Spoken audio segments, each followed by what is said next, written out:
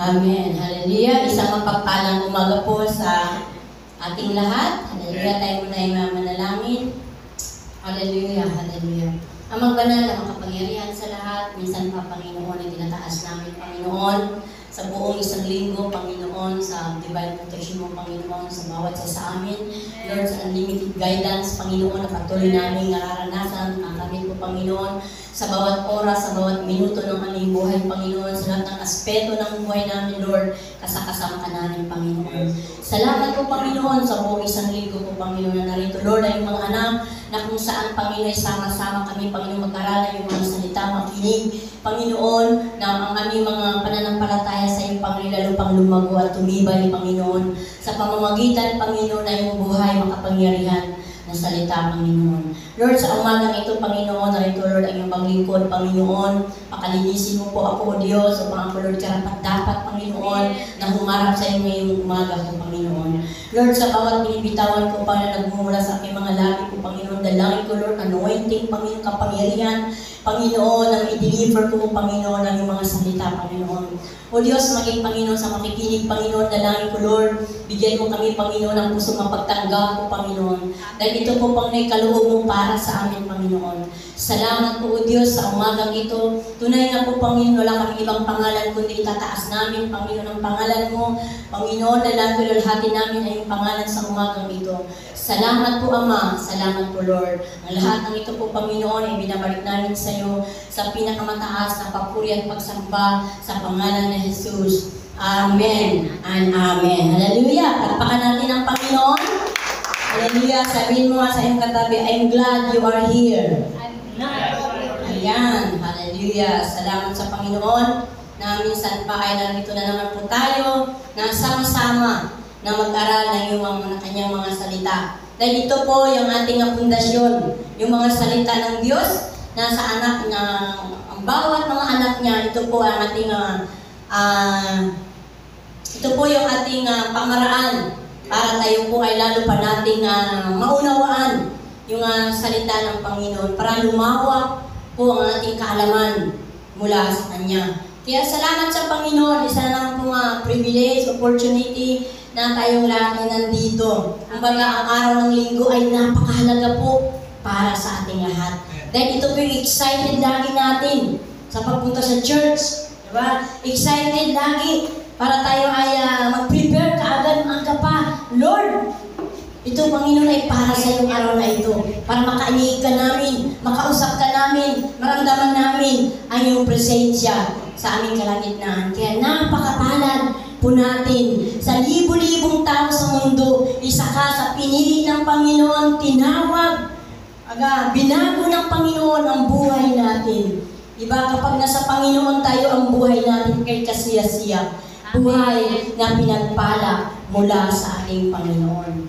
Hallelujah. Okay, sa ating topic, kung mapansin po nung linggo, diba, sabi ko meron pang isa na natitira.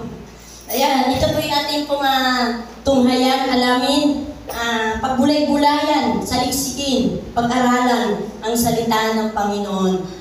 Meron lang po akong tanong, kung ito ay merong nakakuha, may napulot. Ayan, ano po ang una nating, ano ang una at pangalawa na ating pinag-aralan noong linggo?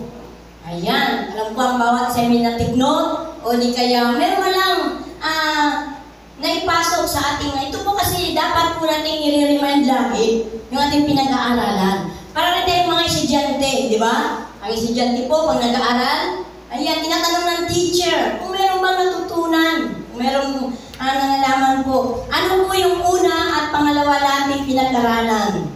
Ayan. Okay, si Brother Dudoy. Ayan. Give and take. For one. Number 2, be generous. Ayan, palakpakan natin ang Panginoon. Ayan, napakahalaga po tayo ay meron mga take note. Kasi tayo po ay nag-aaral. Ayan, para tayo po ay matuto. Kasi pag hindi po tayo mag-take note, wala po tayong mali-review. O, diba? Kasi kung nag-aaral po yung dito ay mag-aaral po yung sa mga estudyante, tayo po, ganun din po sa ating spiritual. Mag-aaral din po tayo para po meron tayong matutunan at meron tayong may share, may spread yung Word of God kahit saan man tayo pumunta. Kaya napakahalaga po na tayo ay mag-aral ngayong tuwing linggo. Kaya napakapalad po natin na meron pong Sunday School. Ayan, ito po yung hakbang. Ito yung mga proseso para tayo ay lalo pang lumalim ang ating relasyon sa Panginoon. Lalo pang tumibay ang ating pundasyon sa Panginoon. Ang napakahalaga po ang ating pag-ibig at relasyon sa Panginoon ay nananatiling matibay, tapat, na nagmamahal sa ating Panginoon. Okay, ngayon po ang ating pangatlo po na ating pag-aaralan. Ito po alam ko ay ito isa po sa pinaka-susi. Baga, ito po yung pinaka-susi para tayo ay lalong pagpalain ng Panginoon.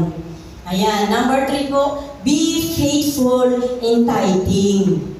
Ayan, napakahalaga po na tayo ay maging tapat sa Panginoon. Dahil ito po ang susi para buksan ang mga bintana sa kalangitan para ibuhos ang pagpapala ng ating Panginoon. Meron po tayong mga gagawin. Hindi po tayo pagpapalain ng Panginoon kung wala tayong hakbang. Ayan, kahapon po si Ate Neri, natutuwa po ako, meron siyang hakbang para pagpalain ng Panginoon, di ba? Meron siyang atsara. Ayan, palakpakan natin ang Panginoon. Yan po ang wisdom. Di ba? Nakakatuwa, di ba? Kumbaga, paano ka pagpapalain ng Panginoon kung hindi ka kikilos? O, di ba? Ang sabi ang Panginoon, nandyan lang ang pagpapala niya. Paano niya ibubuhos kung ikaw ay walang aksyon? Ayan, di ba? Kung ikaw upo lang ng upo, wala pong aksyon ng pagpapala na ibubuhos ng Panginoon. Di ba? Sabi nga, tithing is a command, instruction from God. Ito po ang tithing po, ito isang utos, command ng Panginoon o instruction sa atin. Meron din po tayong mga instruction sa buhay natin. Ayan, tithing, the start is to God blessing. Fully return your 10% to God. Ayan pala ang meaning ng tithing. Kailangan po ito po ang simula para tayo ay pagpalain ng Panginoon fully. Diba? Fully po, buong-buo. Hindi po 8%, hindi po 9%, kundi ang utos ng Panginoon ay 10% po. Alam ng Panginoon kung ilan po ang binibigay natin. Ikaw, ako, tayong lahat ang may kaugnayan sa Panginoon kung ilan po ang binibigay natin. Hindi namin po alam. Basta't ikaw ang nakakaalam kung ilan ang ibinibigay sa iyo ng Panginoon. Ayan po, may instruction po yan. Hallelujah. Kaya basahin po natin sa Deuteronomy 28, chapter 28, verse 2. Ayan, natin pong basahin. Mapapasa iyo ang lahat. Ayan. Mapapasa iyo ang lahat ng mga pagpapalang ito kung susundin ninyo ang Diyos ninyong si Yahweh. Ayan, maliwanag po, di ba? May utos, may instruction ang Panginoon sa atin. Paano na niya bubuksan ang bintana kung di tayo sumunod? For example po, di ba lahat naman po tayo ay dumaraan sa pag-aaral? Alam po lahat naman po tayo nag-aaral dito, di ba? Sa pag-aaral po, mayroong examination. O, di ba? May exam po yan. Mayroong instruction ang mga teacher. Halimbawa po, ang sabi po, before exam, write filling the blanks true or false. O, ayan. Ang iba po, kapag naisulat na po, ang T, mali na po agad yun. Dapat true. O, di ba? Pagsak na agad po tayo doon. Dapat true, hindi lang po T. Ano ang meaning ng T? Di ba? Hindi naman alam kung ano. O, so dapat po, mayroon pong instruction. So, dapat po, read the, ayan, sinayang natin ano. Ayan, read the instruction first. So, kailangan pong basahin muna natin ang instruction para tayo hindi bumagsak o di magkamali. Kaya napakahalaga po ang instruction sa buhay natin. For example din po, kung nag-uutos ka sa ating mga anak, nag-utos po tayo, kapag walang instruction, alam po ba niya? Di ba hindi? Kaya po ang utos at instruction ay magkaisa. Yan po ang Malakay 3:10. Di ba? Sabi ng Panginoon, Malakay is a command. Ang sabi niya doon, bring all your tithes, all. Sabi ng Panginoon, all and restore the house of the Lord. Kapag sinunod natin, ang sabi ng Panginoon, bubuksan ang mga bintana ng langit at ibubuhos sa inyo ang masaganang pagpapala ng Panginoon. That is true, the Word of God. Totoo po yun. Totoo po yung paniwalaan po natin yan.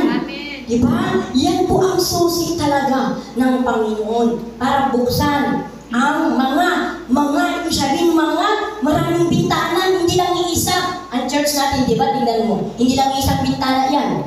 Diba, ang daming bintana. Ganun din pala ang pagpapala ng Panginoon.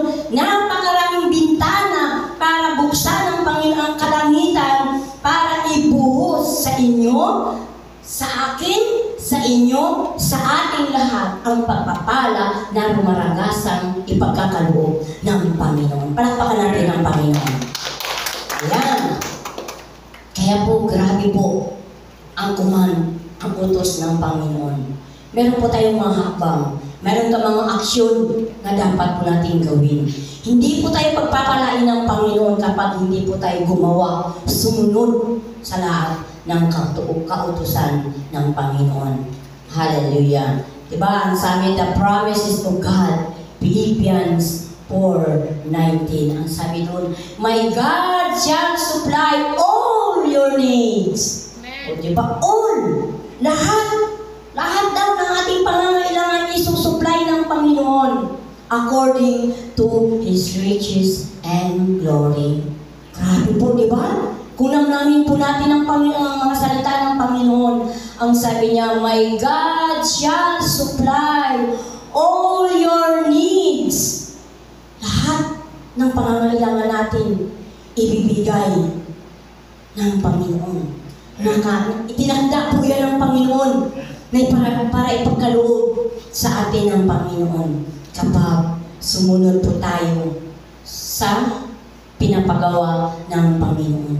Kaya po ang tithing po, tandaan po natin, ito po ang simula para tayo ay pagpalain ng Panginoon.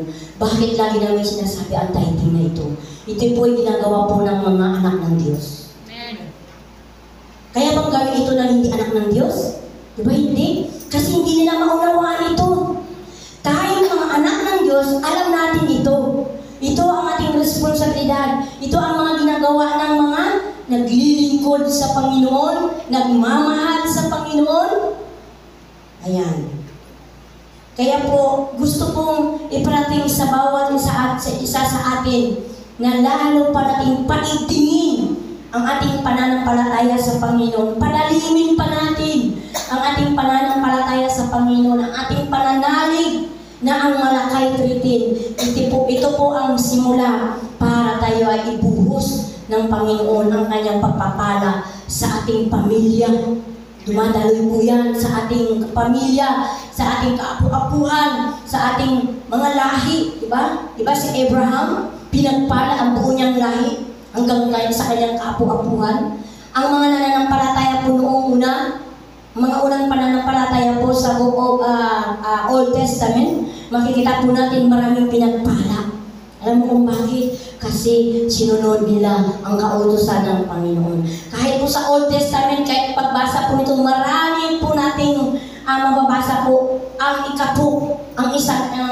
ikasampung bahagi ay ibinibigay po nila para sa Panginoon. Maging din po ngayon sa New Testament. O diba? Sa Old meron, sa New Testament po yung ating Malakay 3:10. Ayan po, yun ang mga hiwaga ng Panginoon. Yun ang ating pamamaraan. Yun ang ating mga dapat gawin, sundin yung mga kautusan ng Panginoon. Word by word po. Kung nanamnamin po natin ang Malakay 3:10, busog na agad po tayo. Bubuksan po ang ating kaisipan sa Malakay 3:10 pa lang po. Totoo nga Panginoon kapag sumunod kami sa iyo. Kapag 100% po ang aming pananalig at pananampalataya sa mga pagpapalang ipagkakaloob mo sa amin, sundin lang namin ito. Sa Deuteronomy po, napakaraming pinagpala ng Panginoon.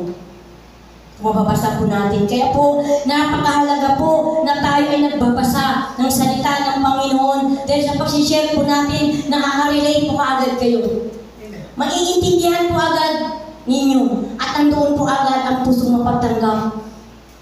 Sa isang Kristiyano po, kapag nakakapakinig po ng salita ng Panginoon, nakabibigay lakas kaagad. Totoo nga, Panginoon.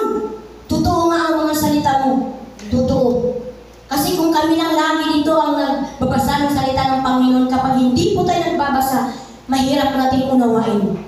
Mahirap. Pero kapag kayo po, tayo lahat, nagbabasa ng salita ng Panginoon, pag-share lang po ng mga pastor, ng mga leaders, kung sino po ang naatasan, ang sabi natin, wow, totoo nga Panginoon.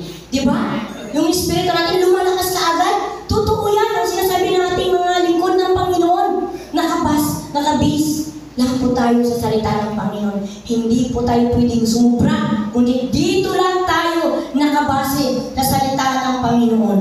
Dahil ang salita po ng Panginoon ay totoo. Totoo yan. Kung gusto mo po umaapaw ang pagpapala sa buhay natin, gawin po natin ito.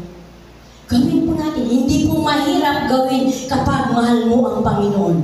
Hindi po mahirap gawin kapag totoong naglilingkod ka sa Panginoon. Hindi po yung mahirap gawin. Napakadali pong gawin yun. Dahil ang banal na Espiritu ang siyang nananahan sa atin. Wala pong negatibong kaisipan ang sumasaksak sa ating kaisipan, kundi ang sumasaksak po sa ating kaisipan, ang nanatili sa ating kaisipan ay ang mga positibong kaisipan mula sa ating Panginoon. Amen. Palagpakan natin ang Panginoon. Grabe po ang tithing. Kaya po napakahalaga po sa atin, be faithful in tithing. Ayan, di ba? Sabi nga na mama, I want to bless you. Kung gusto ko mong pagpalain ka, I want to be faithful to God. Yan po ang sabi ng Panginoon. Kung gusto mong rumaragas ang pagpapala na hindi mauubos-ubos na kayamanan na ipagkakaloob sa iyo ng Panginoon, sumunod ka, kapatid. Sumunod lang po tayo. Never give up kang magbigay sa Panginoon. Huwag kang hihinto sa pagbibigay sa Panginoon. Tuloy-tuloy. Tuloy-tuloy po tayo magbigay sa Panginoon.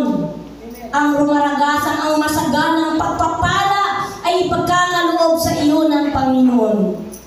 Hindi lang po sa pera na tayo ay bubuhos ang pagpapala sa ating Panginoon, kundi ang ating kalakasan.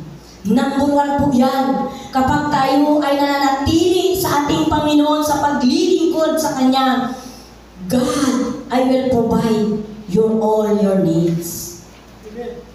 Diba? Sabi ng Panginoon, kapag ang anak niya ay nakikita niyang totoo na naglilingkod sa Panginoon, ibibigay niya ang lahat.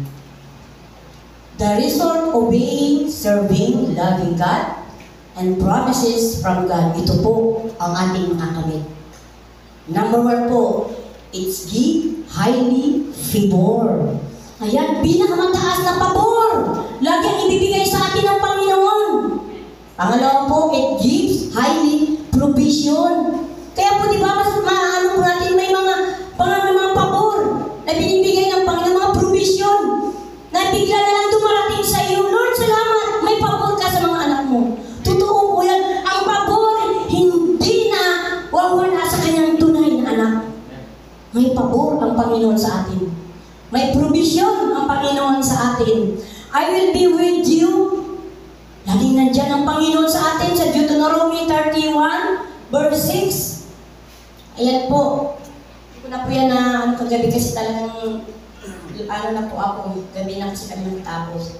Kaya sabi sa pang-apat, I will protect you. Lagi tayong iingatan ng Panginoon. Nananatili ang kanyang unlimited protection. Unlimited guidance. Di ba, lagi nyo napapansin pag ako nagpipray, Lord, salamat sa unlimited guidance. Sa divine protection mo sa amin. Kaya dapat tayo mag-appreciate lagi sa Panginoon. Sa lahat ng ginagawa ng Panginoon sa buhay natin. Maliit man yan, kung malaki, dapat pasalamatan natin ang Panginoon. Alam mo, pag nagpasalamat tayo sa Panginoon, nakangiti ang Panginoon sa atin. Natutuwa sa mga anak niya. Sa mga maliit na bagay, ipinaparamdam ng Panginoon sa atin. Kaya dapat tayo marunong mag-appreciate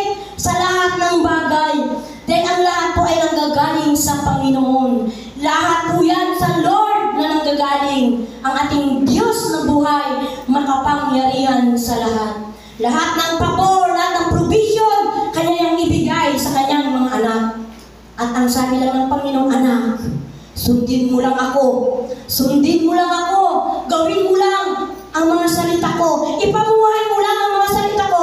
Isabuhay mo lang ito. Pahalagaan mo lang ito. Lahat kaya kong ibigay sa iyo. Amen. Hallelujah. Praise God. I will keep my word. Ayan po. Ang mga salita ng Panginoon ay laging sa atin. Ayan. Keep. Iniingatan niya. Dapat ating ingatan ang mga salita ng Panginoon. Numbers 23:19. Kung sino pong gusto mag-take note nito, yan, ano lang po kayo sa akin para i-set ko lang po sa inyo. Ayan, number 6, I will provide you. Ayan. I will provide you all your needs. Diba, sa pangako ng Panginoon sa Philippians 4:19 sa ating binasa kanina, my God shall supply all your needs according to His riches and glory.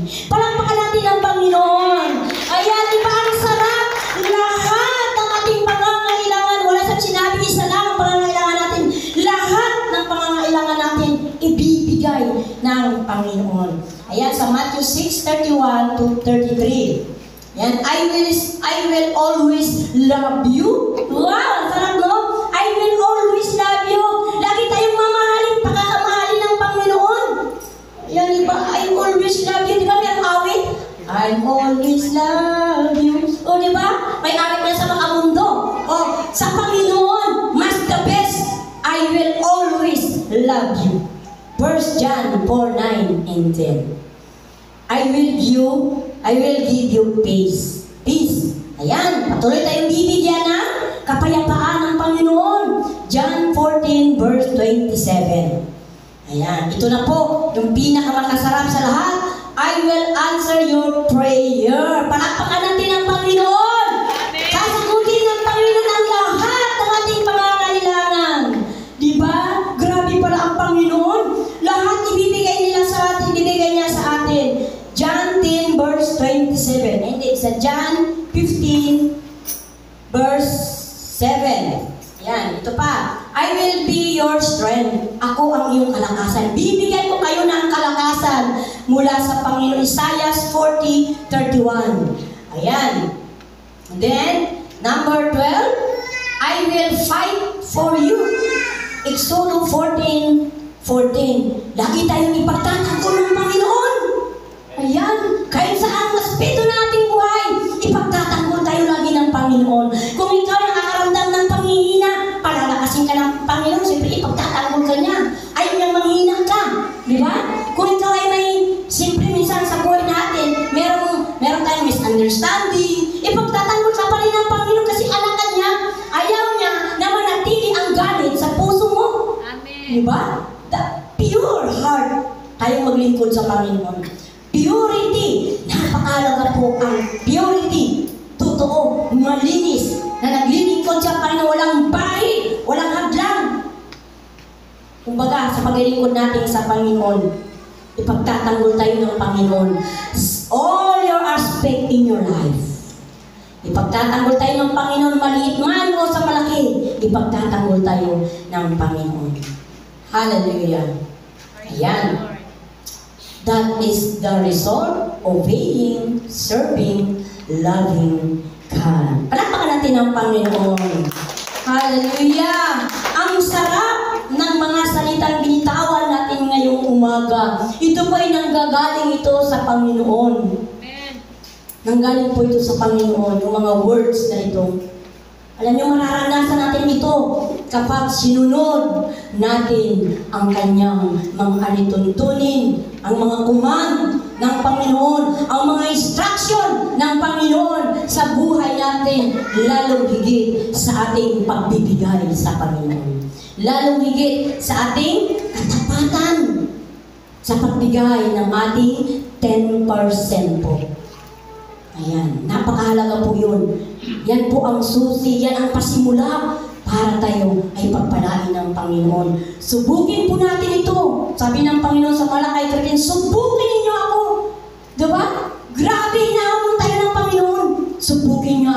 kung hindi ko bubuksan ang mga bintana, maraming bintana, ang langit, at ibubuhos ko sa inyo ang masaganang pagpapala sa ating buhay. Palakpakan natin ang Panginoon. Hallelujah. Yes. Salamat, Panginoon. Sabi ko, Lord, salamat. Binibigyan mo kami ng wisdom. Binibigyan mo kami ng instruction. Ang instruction pala ay napakahalaga sa atin. Hindi lang po sumunod instruction. Diba? Kanina nga doon sabi ko, kapag nag-utos po tayo sa ating mga anak, diba may instruction? Ay kung hindi natin bibigyan ng instruction, saan kaya sila bibili? Minsan, ang magulang, pag nagkamali, kagalitan pa. O diba? Kaya napakahalaga po ang instruction. Command and instruction sa ating buhay. Dahil ang promises ng God, I will give you overflowing blessing from God. Palakpak natin ang Panginoon. Hallelujah. I will give you overflowing blessing from God, you and me. In all of us, lahat tayo ipagkakalooban ng Panginoon. Sabi no, ang sarap. Parang, sabi ko, Lord, ito ay sabi ko, Pastor, talagang magkaan ang aming preaching. Ang sarap pala, namnamin. Word by word po natin, namnamin po ang salita ng Panginoon. Parang gusto mo na ibigay ang lahat na nandyan sa iyo para patunayan at malaman mo na ibubuhos ng Panginoon ang rumaragasang pagpapala. Diba yung ilog? Rumaragasa yan, yung maingay, mga rumaragasa. Pero ang pagpapala ng Panginoon mas higit pa. Diba? I will give you sobra-sobra na pagpapala. Hindi lang yung kailangan mo lang. Grabe ang Lord, isang package na lang magbigay. Sobra-sobra, hihigit pa. May ipagkakaloob sa atin ng Panginoon. I want to encourage to you, all of us. Continue to give your tithes and offering fully returned to God. Palakpakan natin ang Panginoon. Salamat sa Panginoon sa napakagandang, ang sarap namnamin, pakinggan, marinig yung mga katuruan ng Panginoon. Ang sarap po. Hakbangan lang po natin ito. Pag hindi rin po natin ito hahakbangan, hindi rin po natin ito mararanasan. Hakbangan po natin ito. May meron po tayong command, instruction, may promises ang God na ipagkakaloob sa atin ang Panginoon. Tayo po tayong lahat sa ating paggalang, pagrespeto sa ating Panginoon, pagmamahal. Itaas natin ating mga kamay sa Panginoon. Oh, hallelujah, hallelujah. We worship you, God, Panginoon. Salamat, Lord. Salamat, Panginoon, sa napakagandang salita mo ngayong umaga, Lord. Salamat, Lord, sa napakahiwaga, Panginoon, ng mga salita mo, Lord, na aming narinig, aming napag-aralan. Lord, ngayong umaga, Panginoon. Lord, I want to bless, Panginoon, ang aming mga kapatid ngayong umaga. Lord, ang dalangin ko po, Panginoon, ito'y masunod namin, Panginoon. Sundin namin, gawin namin, Panginoon, ano man, Lord, ang mga command, Panginoon, mga instruction mo sa buhay namin, Panginoon. Hakbangan namin ito, Lord.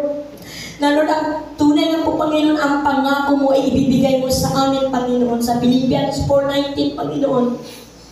Lord, panghawakan namin ang Malakay 3:10, Panginoon, lahat, Panginoon, ang aming nabasa ngayong umaga, whole scriptures, Panginoon, ngayong umaga. Lord, pakainamin namin sa iyong mga puso't isipan, Panginoon. Bigyan mo kami, Panginoon, ng kapangyarihan, Panginoon, anointing, Panginoon, wisdom, knowledge, Panginoon, na ang lahat, Lord, ay magawa namin dahil sa iyo, Panginoon. Tulungan mo kami, Panginoon, kung kami lang, Lord, minsan hindi namin magawa, Panginoon. Tulungan mo kami, O Diyos, na magawa namin ito, Panginoon. Tulungan mo kami, Lord, na hakbangan namin ang lahat ng ito. Lord, meron kaming dapat sundin upang, Panginoon, ang lahat ng pagpapala mo, Lord, ay ipararanas mo sa amin bago mo kami pagpapalain, Panginoon, bago mo bubuksan ang mga bintana, Panginoon, sa langit at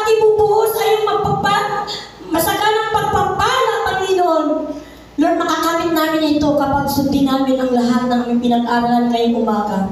Salamat po, Panginoon. Salamat, Lord, sa mga binigay mo sa amin, Panginoon, ng malawak, Panginoon, malalim na kaunawaan na ito po, Panginoon, ay mag-manifest sa buhay namin. Magkaroon ng rema po, Panginoon. Magkaroon ng resulta, Panginoon. Magkaroon ng ebidensya, Panginoon, sa pakikinig namin, Panginoon. Salamat, Lord. Salamat po, Panginoon. Salamat, Lord. Dalangin ko po, Panginoon, na yung mga anak sa umagang ito, Lord. Alam ko po, Panginoon, narinig nila, Panginoon. Tumimo sa kanilang puso't isipan po, Panginoon. I declare po, Panginoon, blessing upon blessing in your life, Panginoon. Lord, ibuhos mo ang overflowing na pagpapala sa iyong mga anak sa umagang ito. Salamat, Lord. Pangahawakan namin, Panginoon, ang mga pangako mo. Ang mga pangako mo, Panginoon, ay mangyayari at mararanasan namin sa buhay namin, Panginoon. Salamat po, Panginoon. Salamat, Lord. Salamat, Lord, sa walang hanggang biyaya na patuloy namin nararanasan. Salamat, Panginoon, sa pagmamahal mo sa amin, Panginoon. Salamat, Lord, minsan, Panginoon, kami nagkukulang. Subalit nariyan na yung habang biyaya, Panginoon, na patuloy mong inilalaan sa mga anak mo, na kung saan kami patuloy namin gawin ang lahat ng iyong kautusan, tuntunin, Panginoon, sa buhay namin. Salamat, Lord. Salamat. Salamat, Panginoon, sa umagang ito. Lord, ang dalangin ko po, Panginoon, mag-manifest ito sa buhay namin. Tanggapin namin ito, Diyos. Pusong mapagtanggap ang bawat isa sa amin, Panginoon. Puso mapagtanggap, Panginoon, ang mga salita mo ay pahalagahan namin, Panginoon. Pahalagahan namin, tumimo sa aming puso, isip, kaluluwa, manatili ang iyong buhay na salita sa aming Panginoon. Salamat po, Panginoon. Pagpalain mo, Lord, ang lahat ng mga anak mo na nananirito ngayong umaga, Panginoon. Pagpalain mo, Lord. Pagpalain mo, Panginoon. Lord, ang lahat ng ito, Diyos, ibinibigay namin sa iyo ang aming parangal. Parangal, Panginoon, para sa iyo. Parangal, Panginoon, parangal, Panginoon. Kalwalhatian, Panginoon, ibinibigay namin sa iyo. Pagpuring, pagsamba, pasasalamat sa pangalan ni Jesus. Amen and Amen. Hallelujah! Palapakan natin ang Panginoon. Amen. Salamat po. Are you blessed?